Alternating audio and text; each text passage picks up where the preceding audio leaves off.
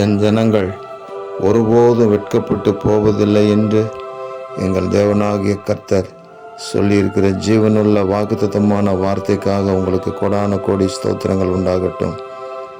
உம்முடைய நாமம் தரிக்கப்பட்ட உம்முடைய ஜனங்களாகிய உங்கள் பிள்ளைகள் எப்பொழுதும் எல்லாவற்றிலும் வெற்றி சிறக்கும்படி தேவனுடைய பலத்த அதிசயமான கரம் எங்களோடு கூட இருக்க வேண்டும் என்று நாங்கள் ஜெபிக்கிறோம்.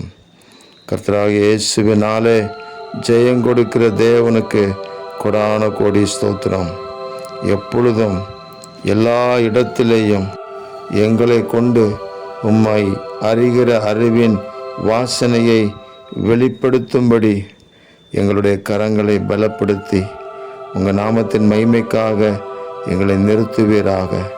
எங்கள் தேவனாகிய கர்த்தர் எங்களோடு கூட இருந்து எங்களை வழிநடத்தி எங்களை ஆசீர்வதிப்பதற்காக ஸ்தோத்திரம்.